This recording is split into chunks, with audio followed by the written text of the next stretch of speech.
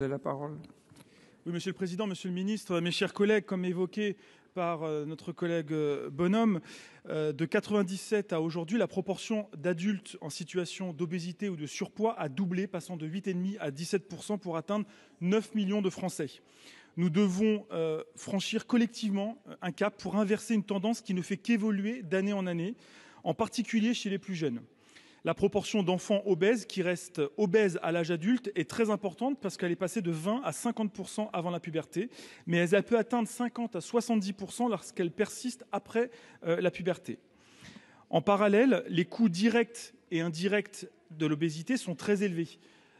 Près de 11 milliards d'euros pour notre système de santé, selon l'OCDE. On estime même 43 milliards les coûts indirects liés à la perte de productivité et au chômage, à l'absentéisme ou encore à une retraite prématurée. Nous le savons désormais, la cause principale de l'obésité et des maladies associées est bien connue. Elle est directement liée à l'évolution du système alimentaire. J'ai d'ailleurs eu l'occasion, mes chers collègues, d'échanger avec le docteur et épidémiologiste Jean-David Zetoun, qui est alerte sur le fait que l'obésité est une maladie d'origine alimentaire et donc que son traitement public doit être alimentaire. Il précise que nous avons 3 ennemis, les calories, la transformation et les produits chimiques, et notamment les pesticides.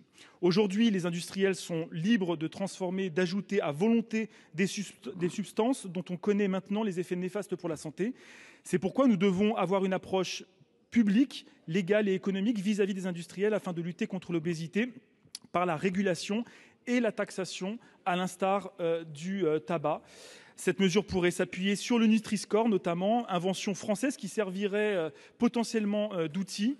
Et moi, je retiens la demande du ministre sur la question du pouvoir d'achat. Et je pense justement que sur la question des produits transformés, il faut moins taxer ceux qui sont bien Nutri-Scorés et plus taxer ceux qui sont mal Nutri-Scorés pour ne pas subir le pouvoir d'achat. Merci, Monsieur le Président.